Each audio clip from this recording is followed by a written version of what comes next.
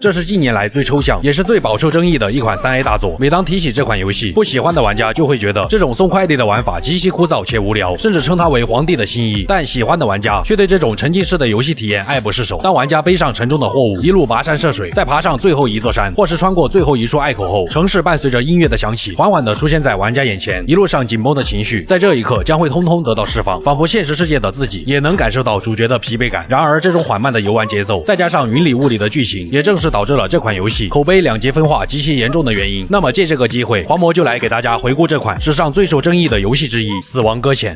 故事的背景发生在未来另一个世界的美国，在这个世界里的人死亡后，灵魂将会前往冥滩，开始下一次轮回转世。用通俗易懂的话来说，冥滩就是咱们的奈何桥，缺点就是无法享受头七。似乎是为了弥补这一缺陷，全世界几乎同时发生了一场名为死亡搁浅的爆炸事件，整个纽约因此被炸出了一个巨型坑洞。但奇怪的是，坑洞周围并没有留下碎石和灰尘，与其说是爆炸，不如称之为湮灭。也正因为死亡搁浅事件，导致无数停留在冥滩的灵魂得以重新返回人间，天天都能过头七。而这种重回人间的灵魂则被称为搁浅者，俗称 BT。 他们就像能够隐身的丧尸一样，一旦吞噬掉活人，将会再次引发湮灭一切的虚空尸灭。伴随虚空尸灭出现的还有开罗尔这种极端物质，它会危害两性健康，导致人们精神错乱。其中比较明显的症状有：一、记忆力下降；二、逻辑思维完全混乱；四、记忆力下降。而开罗尔物质会形成开罗尔云，这种云不仅会完全阻断通讯，还会降下时间雨。顾名思义，任何物体和生物一旦接触到时间雨，其时间流速都会加快，人会迅速衰老，而建筑和机械等都会遭受不同程度的损毁。好在时间雨和物体接触后就会变成普通的雨水，通常 BT 也会伴随时间雨一同出现。正是在如此极端的生存条件下，人们只能躲进地下苟延残喘。由于在死亡搁浅事件发生之前，人类的科技已经完全实现自动化，物流和资源都是由人工智能负责管理，无人机进行配送，所以如今的人类只能再次将希望寄托在了快递员和外卖员的身上。而故事的主角山姆则是一位极端众包骑手，他不服从于任何组织和国家，因为山姆不仅身体素质过硬，并且还是一名遣返者。他的灵魂到了冥滩后，可以随时选择回到自己的肉体中，也就是说，山姆拥有无限复活的能力。这一天，山姆正在野外配送外卖，当他回头才发现天空中是一道倒悬的彩虹，随之而来的便是能够让人迅速衰老的时间雨以及可怕的 BT。 山姆见状，立即将油门拧到了油箱里，终于赶在彻底失身之前来到了一处山洞之中避雨。本以为能够平安无事，但下一刻山姆便起了一身的鸡皮疙瘩，因为 BT 也紧随而至追了过来。由于常人无法看见 BT， 只能通过地上的脚印判断大致方位。山姆本想捡起家人的合影，但一只手却突然抓住了他，还好是个漂亮女人，山姆这才没有尖叫出声。待 BT 离开后，女人这才介绍起了自己，原来她名叫弗拉吉尔，不仅是弗拉吉尔私人货运公司的老板，同时也是一位高阶杜姆斯能力拥有者。在死亡搁浅事件后，部分人类便拥有了这种超能力。弗拉吉尔能够看见 BT， 还能利用冥滩这种独立空间以及摆脱时间束缚的特性，实现瞬间移动。而山姆则是一位2阶杜姆斯能力者，只能感应到 BT 的存在。他们一旦接触开罗尔物质或者使用特殊能力，便会表现出流泪这样的过敏反应。见山姆这个外卖员的身体还算硬朗，再加上其遣返者的特殊能力，于是弗拉吉尔便想邀请他来自己的私人货运公司上班，还分享了自己最爱的爆浆隐身虫。但山姆习惯了众包，不想专送，并且不想与这个屁股会反光的女人有过多的肢体接触，因为山姆一直患有肢体接触障碍，他不喜欢别人碰他的身子。弗拉吉尔表示自己脖子以下都被时间雨淋得体无完肤，希望以此来挽留山姆，但山姆根本不吃这一套，背上货物便继续开始送货。在穿过山间的一处小溪后，山姆终于来到了目的地中央节点城。然而还没来得及休息，山姆便收到了新的特殊订单。你有新的订单，请注意查收。话音刚落，隶属于美国政府的布里吉斯机构便带着一具还热乎的尸体来到了山姆面前。由于尸体只要超过48小时不进行处理，就会转化成 BT， 所以他们必须趁热将尸体运往焚化厂进行火化。可就在前往焚化厂的路上，尸体散发的开罗尔物质产生了时间雨，紧随而至的便是大量的 BT， 将他们的货车掀翻在地。然而此时想逃已经来不及了，由于被 BT 吞噬的过程极其痛苦，布里吉斯的员工宁愿拿出匕首疯狂的捅向自己，都不愿意被吞噬。可现在就连自杀都成了一种奢望，员工很快就被一只巨型 BT 吞噬，从而引发了虚空尸灭。不过这一切对于拥有遣返者不死能力的山姆来说也只是日常而已，这种开挂般的能力，嫌一郎看了都直呼内行。当山姆从冥滩返回生者世界后，眼前已是虚空尸灭造成的巨大深坑，他手里还多出了一个装有 BB 的婴儿舱。 BB 也被称为布里吉婴，由于婴儿还在母亲腹中6个月左右，母亲就已经死亡，从而导致了婴儿此时的状态处在了生与死之间。因此 BB 成为了生者世界与亡者世界的桥梁，通过与 BB 进行连接，普通人也能够探测到 BT 的存在。事情过后，山姆被布里吉斯机构送到了首都节点城，而在他眼前的便是一个名叫王仁的研究员，他对尸体和王者世界有着深入的研究。王仁给山姆派送了一个新的订单，那就是现任美国总统指名道姓要见山姆一面。原来山姆自幼就被总统收养，并且他曾经也是布里吉斯的成员。虽然山姆一直患有肢体接触障碍，但也算得上因祸得福，成功泡到了为他治疗的心理医生露西，并且露西还怀上了山姆的孩子。可命运总是妙不可言，妻子露西和腹中的孩子一同死在了虚空世灭之中。至此以后，山姆彻底自闭，并成为了一名极端快递员。当山姆再次见到自己的养母总统后，总统吊着最后一口气提到了他的女儿亚美丽，也就是山姆的姐姐。一直以来，山姆都会通过睡梦前往姐姐亚美丽的冥滩，而亚美丽也会经常为山姆唱歌，给予他陪伴。因此，姐姐亚美丽是山姆在这个世界上最亲的人。由于亚美丽在3年前便开始自东向西横跨美国，为的就是贯彻布里吉斯机构的宗旨，通过重建配送网络，恢复各个城市的通讯联系，让失去通讯各自为营的美国再次团结起来。可如今西行的亚美丽却遇到了困难，所以需要山姆这样的极端外卖员前去营救，这也是总统叫山姆回来的原因。奈何山姆本就只想得过且过，他不在乎别人，也不在乎什么美国的未来，本想开口拒绝总统，但总统却像回光返照一般，直接从床上蹦了起来，顺势就往山姆身上爬呀，大有要在山姆腿上写个惨字的意思。没等山姆说出使不得这样的话，总统便咯喽一声咽气了。随后王仁与代号硬汉的保安队长开始商议总统的后事，如今想要风光大葬确实不太可能，再加上之前的尸体处理小队全都死于虚空世灭，那么接下来就只能由山姆将总统的尸体送去焚烧。由于焚化厂建得很远，位置处于极其难走的深山之中，山姆背着一具尸体想要走到那里也并不轻松。好在沿途路上的风景配合小溪潺潺的流水声以及当间传出来的配乐，让山姆这一路似乎并不孤单。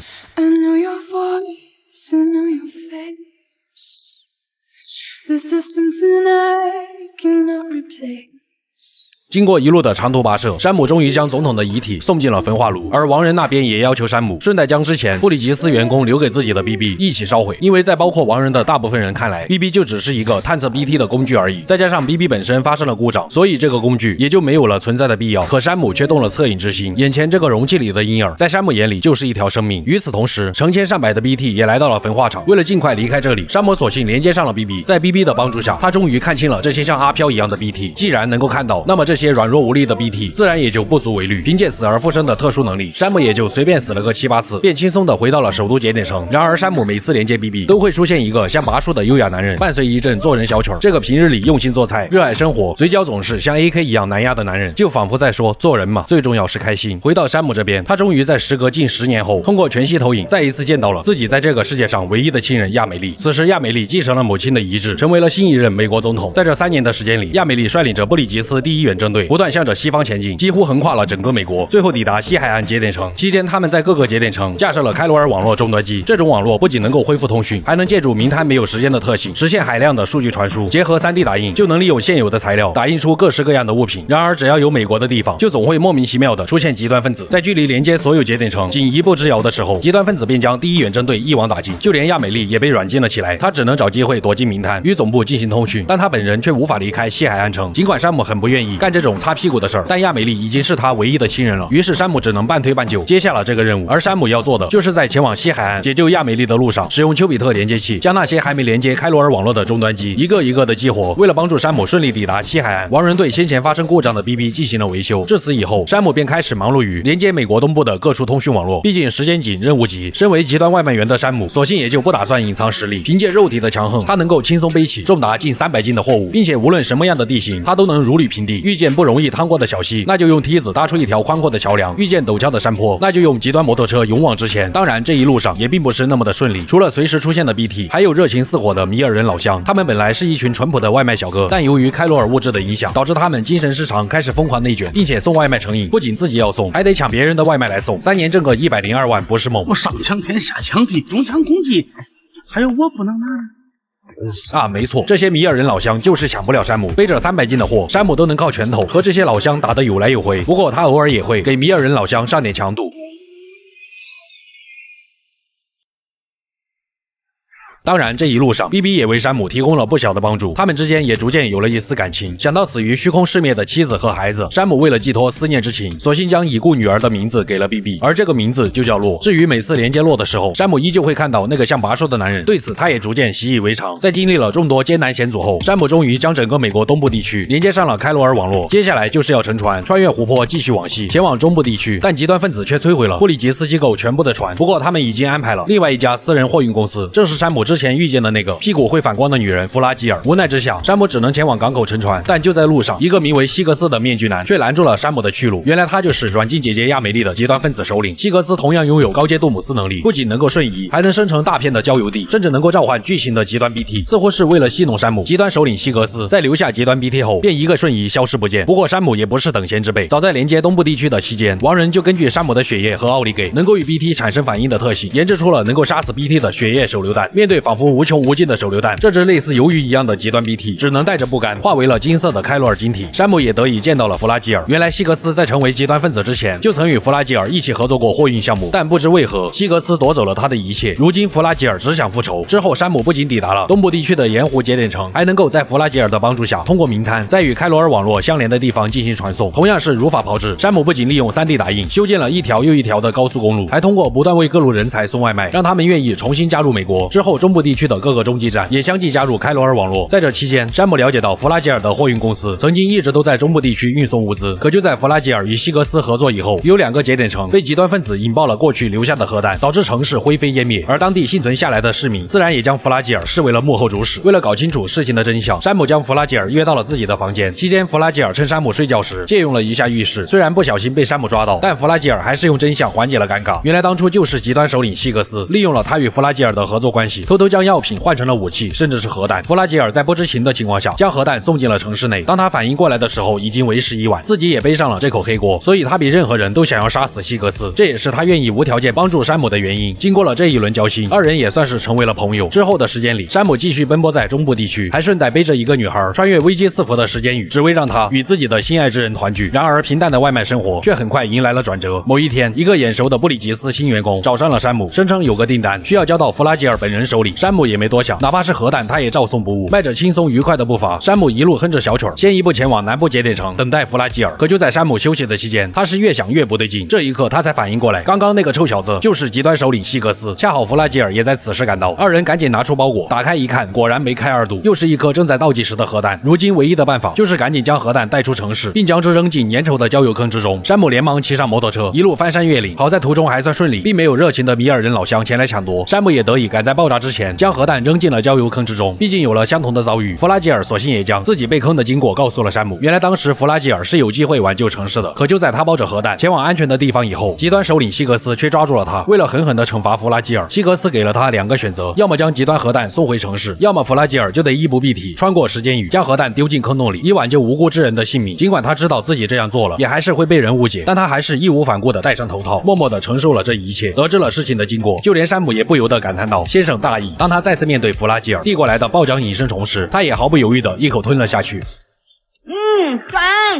之后，山姆完成了南部节点城的连接，但就在他来到外面的时候，一座巨型龙卷风将他高高的举了起来。当山姆再次醒来，他身处的地方早已是化为一片焦土的战场，并且身边不断有枪声以及炮弹声响起，甚至还有人类早期的坦克。看来山姆应该是从死亡搁浅到了战第一。然而下一刻却出现了更加难以置信的一幕，山姆每一次与比比洛进行连接，都会见到的那个像拔出的男人克里夫·昂格尔，竟然也出现在了这里。看来自己被卷进这个战场一样的世界，一定和克里夫脱不了干系。他的目的看来是为了抢夺比比洛。在克里夫的授意下，一群骷髅士兵竟然试图包围山姆，山姆也没有多做废话，反手拿出了一把全自动散弹枪。凭借过人的身体素质，山姆开始了反包围战术，一路撵着克里夫和他的骷髅士兵，在战壕里鸡飞狗跳。敌人对他的下三路枪法那是防不胜防，山姆就这样打败了不甘的克里夫，但克里夫却垂死病中惊坐起，试图抢夺山姆怀里的比比洛。紧接着又是另一段记忆出现，原本细心呵护 BB 的克里夫，却在某一天想要带着 BB 离开，但却遭到了大量士兵的阻拦，记忆到此也就戛然而止。看来 BB 洛有可能就是克里夫的孩子。这时一路上都在提供帮助的硬件工程师马却联系上了山姆。根据妈妈所说，山姆只是离开了一小会儿，但他却明明在里面玩了好几个小时，看来这一定不是幻觉。随后在妈妈的邀请下，山姆来到了他的实验室，但刚一踏入实验室，天花板上却突然出现了一只婴儿形状的 BT。好在妈妈及时出现，这才避免了血溅当场。原来这个婴儿 BT 竟然是妈妈的女儿，而这诡异一幕的背后却是一段悲惨的故事。妈妈其实还有个姐妹洛克尼，她们曾是一对连体双胞胎，不仅共用一个心脏，甚至还可以共用一个冥滩。正是因为这种特殊感应，让她们不管距离多远远，都能够互相交流。姐妹二人也根据这一特性设计出了丘比特连接器，妈妈设计了硬件，洛克尼则设计了软件。可以说没有他们就没有开罗尔网络。然而悲剧还是发生了，洛克尼的恋人死在了一场事故中。为了安抚洛克尼，能够感受到洛克尼悲伤情绪的妈妈决定将这份感情延续下去，让洛克尼为死去的恋人生下一个孩子。但姐妹二人都有生育方面的缺陷，妈妈的卵巢不能生成卵子，而洛克尼的子宫也有问题。于是他们想出了一个办法，那就是取出洛克尼的卵子，并使用恋人的冷冻精子让其受精，最后由妈妈的子宫进行妊娠。本来一切都很顺利，但就在妈妈临产的时候，极端分子却炸毁了医院，导致妈妈只能在一片废墟中诞下了早已死亡的孩子，而死去的孩子也变成了婴儿 BT。从此妈妈的孩子就通过看不见的脐带与之相连，这导致了妈妈与洛克尼的心灵感应被婴儿 BT 所取代，还让妈妈被束缚在了成为废墟的医院内。再加上通讯受限，毫不知情的洛克尼误以为妈妈是不想把孩子还给他，才断掉了姐妹之间的心灵感应。回到现在，妈妈想让沦为 BT 的女儿能够得以解脱，也想再次见到姐妹洛克尼，于是她希望山姆能够用自己的血液斩断她与婴儿 BT 的脐带。得知了事情的经过，山姆立即表示小事一桩而已，不是因为这对姐妹长得好看，而是山姆有了同情心，自己如果不帮他们一把，那还会有谁呢？让 BT 婴儿得以解脱后，山姆将虚弱的妈妈放进了裹尸袋，准备带她前去和洛克尼团聚。但极端首领希格斯却又再一次出现，似乎就是为了给山姆使绊子。他召唤出了3只狮形 BT 后，便立即扬长而去。饶是一向脾气好的山姆也忍不住了，他当即掏出了装有血液弹的突击步枪，对着狮形 BT 便开始了扫射，子弹犹如暴风骤雨一般不断倾泻在狮形 BT 的身上，就连他们的攻击，山姆也毫不在意。很快，狮形 BT 倒在了山姆的脚下。为了缓解一下战斗之后的疲惫感，山姆还贴心的带着妈妈前去泡了一下野温泉。经过山姆一路上细心的呵护，姐妹二人也终于得以团聚，消除了缠绕他们许久的隔阂。然而，妈妈的生命也走到了尽头。其实当年妈妈在生下孩子那一刻就已经死在了废墟，之所以还活着，是因为她和婴儿 BT 连接在了一起。如今脐带被切断，她自然也活不了多久。在向洛克尼表达了姐妹之间的爱与愧疚后，妈妈闭上了双眼。然而下一刻，奇迹却发生了。本就是一个灵魂被分为2个个体的洛克尼和妈妈，灵魂得到了融合，这也就意味着妈妈并没有死，而是与洛克尼共用起了同一个身体，就像他们还是连体双胞胎的时候一样。姐妹二人的问题算是解决了，但山姆自己却遇到了麻烦，因为亡人带来了一个坏消息，那就是 BB 洛出现了严重的问题。由于 BB 本身并不属于生者世界，也不属于亡者世界，而是恰好处于两者之间，但这一路上的相处让本就感情淡漠的山姆竟然对 BB 洛产生了情感，将之视为了搭档，和与生者产生情感连接，将会导致 BB 逐渐偏向生者世界，也就意味着洛将会继续开始成长，并从 BB 转变成真正的婴儿。如果任由其发展，几天内 BB 洛就会停止工作。要是强行将洛从育婴舱里取出来，那么死亡率就会高达70%。唯一的办法就是让其回到处于那生与死之间的位置，而代价就是清除 BB 的记忆。在亡人看来 ，BB 本就是工具，不能投入过多的情感。无奈之下，山姆也只好同意了。亡人为 BB 洛进行重置手术，或许是为了表达对亡人的不满，洛直接滋了亡人一脸。亡人只好准备前往浴室清洗，但却没想到他竟然给了山姆一个暧昧的眼神。为了一探究竟，山姆只能勉为其难，一同跟进了浴室。就在山姆以为在劫难逃的时候，才发现亡人是为了躲避监视，原来他一直都在调查第一批 BB 实验。由于虚空熄灭，导致时任总统丧生， BB 实验就在明面上被终止。但山姆的养母在继任总统后，私下却还是在秘密进行实验。BB 的作用可不仅仅只是探测 BT， 而是融入开罗尔网络，以便能更快进入名单。但之后 BB 技术却落到了极端分子的手里，这不禁让亡人开始怀疑起了总统身边的保安队长硬汉。硬汉的身份实在太过神秘，就连真名和长相也从未有人见过。总统死后，他便接管了最高权限，这不禁让人猜疑硬汉隐瞒了多少真相，以及连接开罗尔网络的真正目的。由于目前也没有更好的办法，之后的时间里，山姆只能独自穿越在雪山之上，将山区节点城附近的一个又一个避难所接入网络。尽管没有 BB 的山姆在外面寸步难行，好在没过多久，亡人就修复并清除了 BB 洛的记忆。可就在山姆前去山顶小屋与亡人碰头的时候，又一场龙卷风暴将山姆卷入其中，就连亡人也没能幸免。这一次不是战地1了，而是被直接卷到了战地5。和2战的坦克配上诡异的生物以及骷髅一样的士兵，莫名的克苏鲁风格不由让人脊背发凉。而在阴暗的下水道中，那个名叫克里夫的男人也带着做人小曲儿，开启了只属于他的名场面。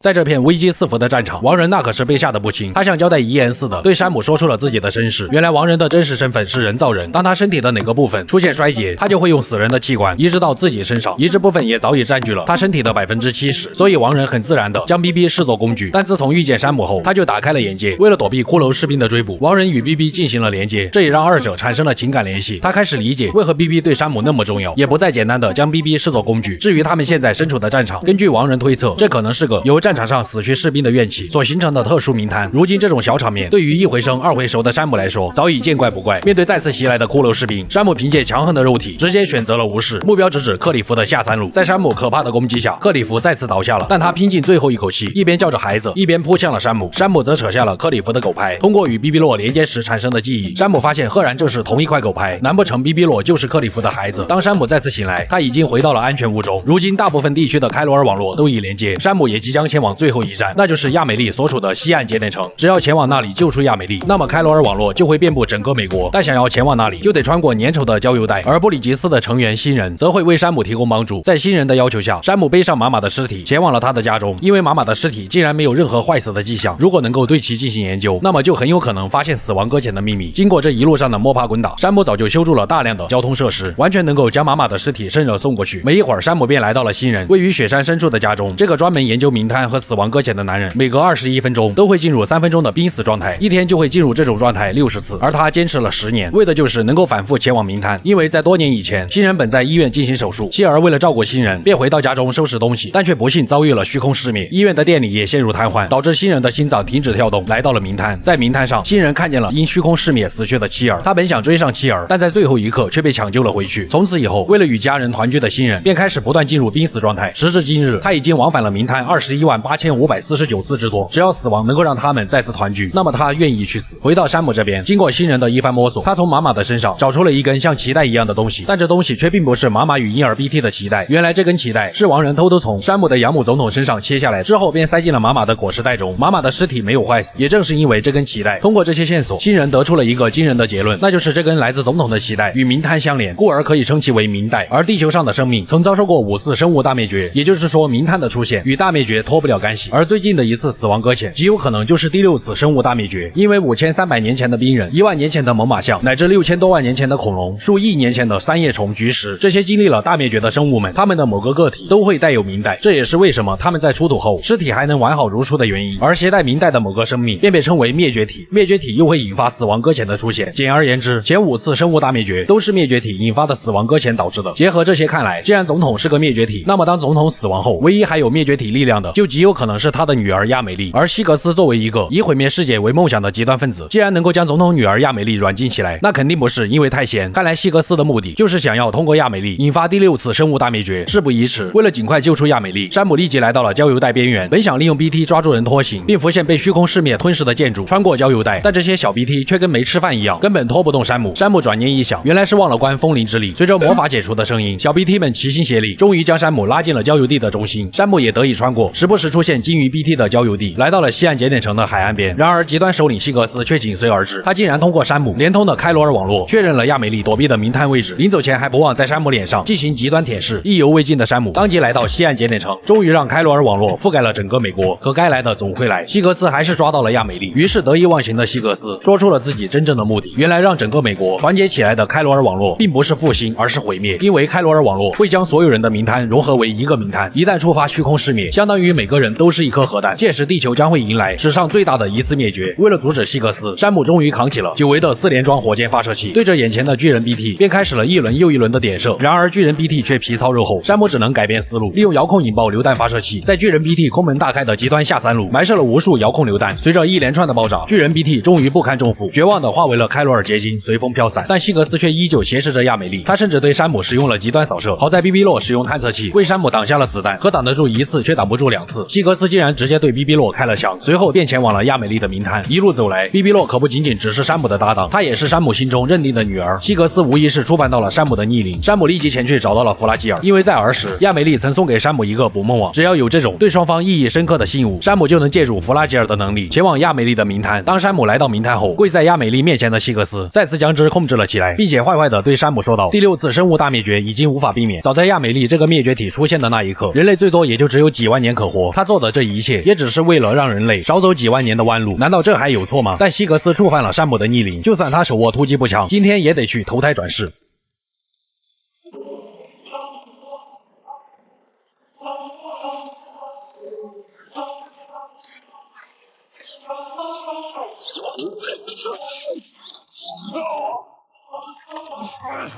尽管遭受了致命攻击，希格斯也还是希望跟山姆来一场公平的对决，但在血条都不会掉的山姆面前，根本就没有公平可言。山姆就这样轻松的打晕了希格斯。那么接下来就是弗拉基尔与希格斯的恩怨了。至于得救的亚美丽，则向山姆说出了一个噩耗。原来亚美丽一开始并没有被极端分子软禁，她联合了硬汉，用自己这个家人的性命来欺骗山姆，只为让他连同全美的开罗尔网络，重新让美国团结起来。尽管山姆有些小情绪，但既来之则安之，因为他终于能够再一次与姐姐亚美丽奔跑在逝去青春的海滩之上。然而在抵达一处小山坡之时，亚美丽却神色凝重的让山姆在下面等她。可放不下心的山姆还是爬上了小山坡，而接下来却发生了不可思议的一幕。安保队长硬汉竟然正拿着枪对着本该死去的总统，并且声称总统本应该团结全世界，但现在却把一切都搞砸了。下一刻，那个2次将山姆拖入战场的克里夫竟然带着骷髅士兵出现在了众人的面前。原本非常硬汉的硬汉在看见克里夫后，竟然带着愧疚，扑通一声当场下跪。克里夫见状，索性也就放过了硬汉，转而将枪口对准了总统，并要求总统把孩子还给自己。但总统只是一言不发的指向了山姆。克里夫立即出动了手下的士兵。就在山姆尴尬的时候，亚美丽却突然出现，一把将山姆推回了生者世界。回过神来的山姆立即告诉了亡人事情的经过。明明是自己亲手火化了养母总统，为何他又会出现在亚美丽的名单？并且在山姆看来，克里夫不仅挟持了硬汉，还再次挟持了亚美丽。难道幕后主使并非希格斯，而是克里夫？但现在他们已经管不了这么多了，想要避免第6次大灭绝，就只有先返回东部地区解救亚美丽。然而现在的好消息就是，弗拉基尔将亡人、新人、洛克尼都传送回了东部。轮到山姆的时候，弗拉基尔就已经虚弱不堪，如今就只能委屈山姆一路甩火腿回到一开始的盐湖节点城。就这样，山姆一路骂骂咧咧向着盐湖节点城赶去。由于开罗尔物质浓度激增，一路上可谓是危机四伏。可如今的山姆早已修成正果，翻山越岭对他来说也不过是家常便饭。而亡人也查到了关于克里夫的线索，原来克里夫曾隶属于美国特种部队，在死亡搁浅事件后，他便退役离开了部队。由于怀孕的妻子成为了植物人，克里夫就只能将希望寄托在了美利坚的身上。恰逢当时的总统正在进行 BB 实验，于是他只能将还在妻子腹中6个月大的孩子交给了自己的国家，以为这样就能圆满的挽救妻儿。然而最初用于探测 BT 以及防止虚空熄灭的 BB 只是为了掩人耳目罢了。BB 真正的作用其实是用于开罗尔网络运行的催化剂，也就是说，当初亚美丽带着第1远征队西行的时候，每架设一个终端机便会牺牲一个婴儿，只为重新团结所谓的美国。开罗尔网络虽然伟大，但也承载了最深的罪孽。当克里夫发现了事情的真相后，曾试图夺回自己的孩子，但最终还是失败了。这也是为什么山姆会在回忆里看到克里夫一会儿和蔼可亲，一会儿带着 BB 逃跑，所以这也可能是他为了报复世界挟持亚美丽和硬汉的原因。带着满心的疑惑，山姆也即将抵达盐湖节点城，但龙卷风却又再次出现，而这一次山姆来到的竟然是越南战场。克里夫耍帅的功力也更上了一层楼。可在如今只握遥控引爆榴弹发射器的山姆面前，克里夫也彻底失去了还手的资格。随着山姆引爆贴满他全身的榴弹，克里夫再一次失败了。而得知了克里夫悲惨遭遇的山姆也决定跟他好好的聊一聊。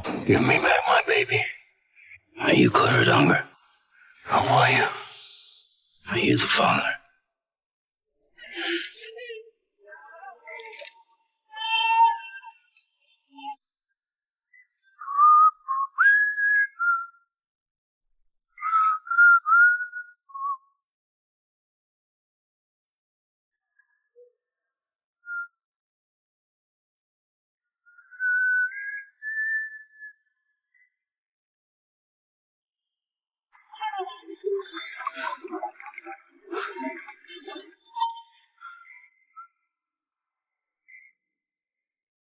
They told me your name was Sam Porter.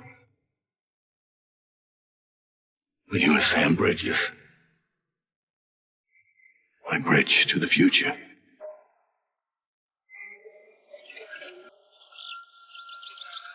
Sam, you bring people together.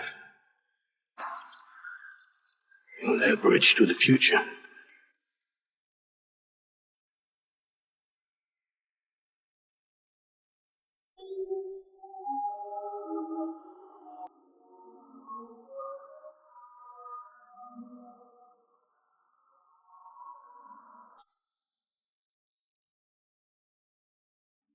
通过与克里夫接触，回到节点城的山姆感觉克里夫似乎并不是想要伤害他们，而是要说出某些真相。看来想要知道一切，就只有先找到亚美丽。此时亡人也拿出了硬汉前往冥滩之前留下的录像，原来是亚美丽邀请的硬汉前往冥滩，并且无论是山姆还是玛玛等人都没有在现实见到过亚美丽。唯一能证明的第1远征队也在西行的路上全军覆没。而更加可疑的是，总统在20几岁就被确诊患有子宫癌，根本无法生育。那么也就意味着总统就不是亚美丽的母亲。在硬汉看来，既然亚美丽这个灭绝体是死亡搁浅的根源，那么他也会为了祖国带上装有山姆血液的手枪，应邀前往亚美利的明滩与他对峙。而这把手枪与山姆、亚美利都有关联。此时弗拉基尔也出现，并告诉山姆，他在明滩处置希格斯的时候，竟然从希格斯口中得知了真相。原来希格斯一直都是亚美利的手下，希格斯拥有的强大能力正是亚美利所赋予的。无论是虚空世灭、极端分子用核弹炸毁中部地区，乃至生物大灭绝，都是由亚美利一手策划。如今山姆得赶紧回到首都节点城，与众人会合，以阻止最后的搁浅。似乎是 BT 们感受到了最后一战的来临，一只巨型的鲸鱼 BT 竟然漂浮在一片焦油之上，想要拦住山姆的去路。山姆也不再留手，掏出火箭筒便开始了无情的点射，让他好好的感受了一下什么叫火力优势学说。随着鲸鱼 BT 化为开罗尔晶体，山姆也终于得以和众人会合。根据新人对亚美利明滩的研究来看，他的明滩似乎比所有人的明滩层次都还要高，这也代表着亚美利其实可以控制所有人的明滩。而硬汉与弗拉基尔也都被他赶出了明滩，为的就是等着山姆去见他。事到如今，也只有山姆是全村的希望了。如果不能说服亚美利，山姆就只能为了全人类杀死亚美利，但他也会永远的被困在明滩。一路走来相识的朋友们，让山姆不再那么害怕接触或是与人交流，他们也让山姆认识到，生活其实并没有他们想的那么糟糕。或许为了所爱之人背负一些责任也未尝不可。下定决心的山姆将 BB 洛交给了朋友们后，便在弗拉基尔的帮助下传送回了亚美利的明滩。而恭候多时的亚美利也讲述起了关于自己的真相。原来亚美利和总统本就是一个人，他的肉体是美国总统，也就是山姆的养母，灵魂则是身处明滩的亚美利。而作为第6次大灭绝的灭绝体亚美利，湮灭地球上的所有生物，便是他存在的理由。所以亚美利承认了自己就是这一切的幕后主使。由于明滩没有时间概念，早就知道大灭绝将会在几万年后发生的亚美利早已无法忍受这漫长的孤独，所以他想尽了一切办法，甚至不惜利用山姆以加快大灭绝的进程，好让自己能够摆脱这种绝望的孤独感。而开罗尔网络因为连接了所有美国人的明滩，地球也很快将会迎来一场毁灭一切的大爆炸。亚美利也给了山姆2个选择，要么袖手旁观，和他一起见证世界末日的到来，要么现在就杀了自己，人类将会暂时躲过大灭绝，但也仅仅只是延缓了灭绝的时间而已。说罢，亚美利将硬汉的手枪交由山姆做出抉择，而他自己则向着大海走去，看着曾经陪伴过自己的姐姐逐渐走远，山姆始终都无法扣动手中的扳机，于是他走上前，一把抱过了姐姐。I'm here for you. Always. Like you were for me. You found the common thread, the strand that links them together. And you did that the only way possible. To live life one day at a time. Thank you, Sam.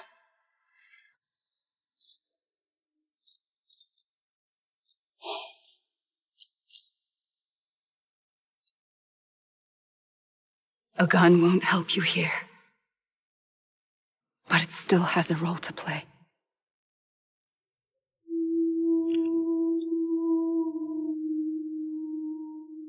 It was the bonds between people that brought the world together. And if that is what matters most to you, then I will stay here on this beach.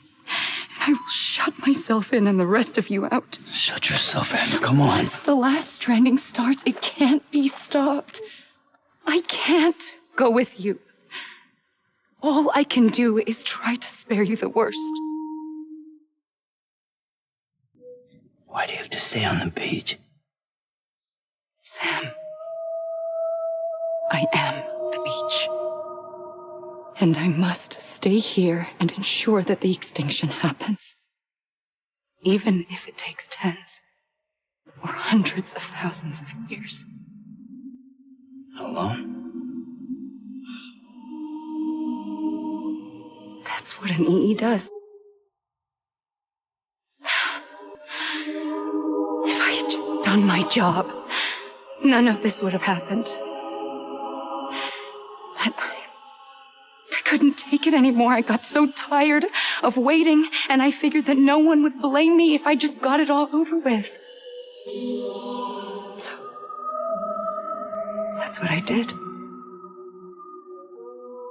Sounds like hell.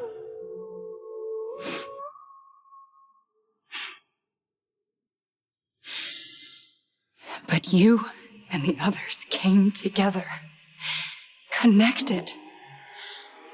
And you may be living on borrowed time, but you still have hope. Before each of the Big Five, life rebelled. They fought back, evolved in order to survive.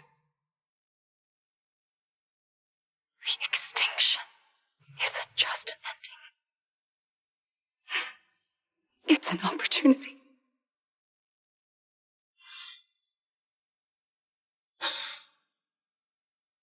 And if I have to pay the price for that, to be the sacrifice, then so be it.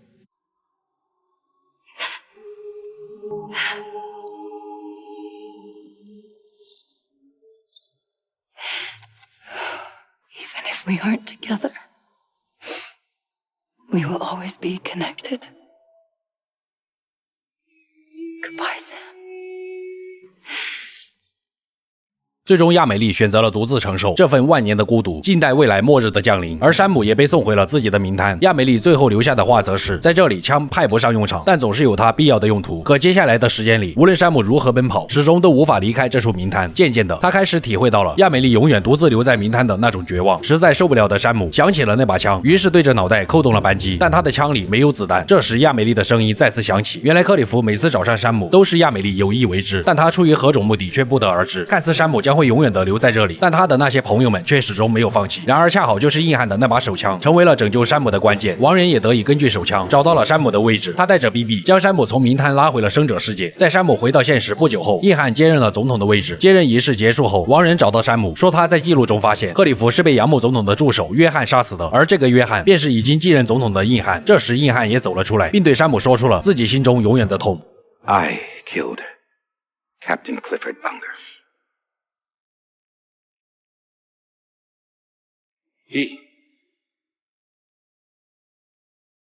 The captain, saved my life. You know why they call me Die Hard? Because he wouldn't let me die. He brought my sorry ass back home every time. And I loved him as much as I loved her.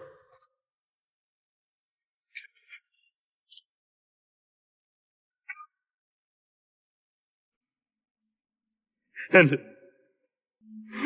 when he stared me down, that ghost, I knew he was here to kill me, to make it right. And why shouldn't he?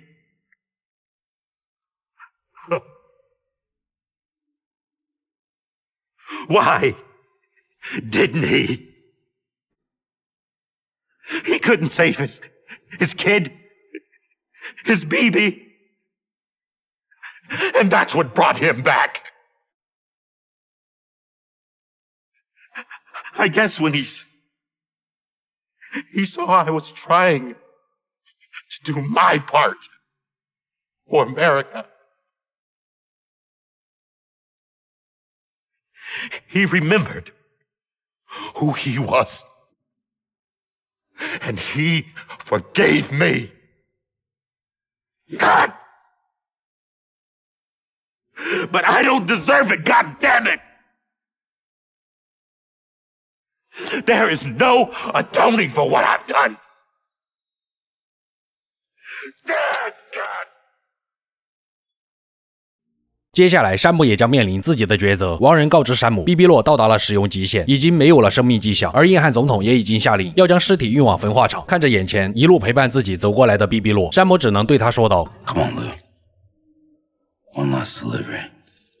从这条路开始，也从这条路结束。带着沉重的心情，山姆沿着第一次前往焚化厂的路，踏上了最后一段旅程。来到焚化厂门口的山姆，也决定与洛进行最后一次连接。但奇怪的是，洛明明已经死去，山姆却还是能够看到克里夫的记忆片段。而这一次，山姆知道了关于自己的真相。时间回到克里夫还被蒙在鼓里，以为祖国能够挽救妻儿的时候，病房的门缓缓开启。硬汉见到克里夫，惊讶无比。原来他们当年在特种部队服役的时候，克里夫不仅是硬汉的长官，并且救过硬汉不止1、2次，哪怕是上头派他去火坑送死，克里夫也不惜违抗命令，将硬汉给救了出来。为了偿还这一份人情，硬汉将关于 BB 的真相告诉了克里夫，并将自己的枪交给了他，让他赶紧带上孩子离开这里。要是晚了，总统一旦命令他动手，那么硬汉就必须得执行。于是克里夫只能咬牙，让沦为植物人的妻子得以解脱。随后他立即带上孩子准备逃出去，可他还是被发现。尽管硬汉极力为克里夫争取逃跑的机会，但面对大量的警卫，克里夫也知道自己跑不了了。迫于无奈，他只能返回了病房。一旁焦急的山姆也只能作为旁观者，静静地看着眼前发生的一切。随着警卫冲进病房，克里夫也早就把孩子强行从婴儿舱里取了出来。山姆本能地挡在了克里夫身前，直到这一刻，他才明白，原来他每一次连接 BB 洛看见的记忆，并不是洛的，而是他自己的。Let it go. Please. Shoot him! I gave you an order. Shoot him! You told me your name was Sam Porter.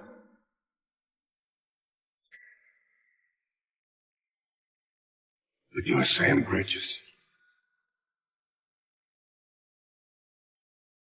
My son.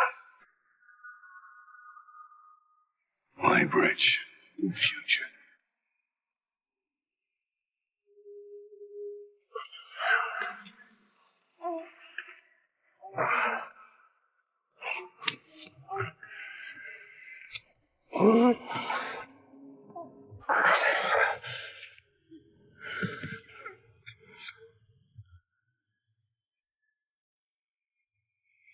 Not on you, Sam. You bring people together. You're their bridge to the future. And mine. Come on, Sam. Stand up.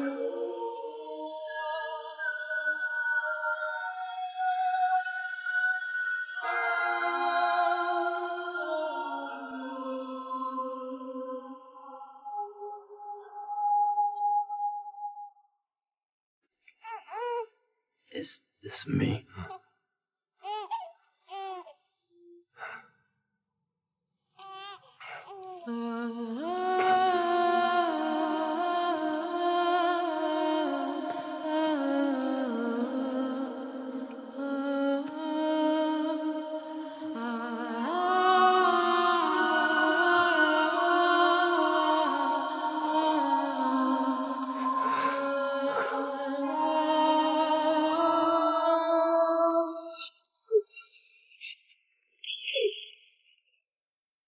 最终，总统抓着硬汉的手扣动了扳机，但这也导致了小时候的山姆死亡。出于内心的愧疚，亚美丽在冥滩找到了山姆，将他遣返回了生者世界，从此成为了一名遣返者。而在远处看到这一幕的克里夫，也终于能够安心的离开人世了。而美国总统也顺理成章的收养了山姆。或许是父亲克里夫的举动，让山姆想到了什么，他赶紧将洛从婴儿舱里取了出来，不顾一切的试图唤醒这个孩子。但他不管如何努力，却始终没有任何反应。陷入绝望的山姆只能将洛紧紧的抱在了怀里。然而就在此刻，洛竟然奇迹般的醒了过来。原来是亚美丽在感受到了山姆的悲痛后，将这个孩子遣返回了人间。从这一刻开始，他将不再是工具，而是人如其名的人。当山姆从焚化厂出来的时候，外面渐渐的雨过天晴，而他的眼神里也似乎在告诉我们珍惜当下，好好活着，最后坦然面对死亡。我是修片狂魔，咱们下期再见。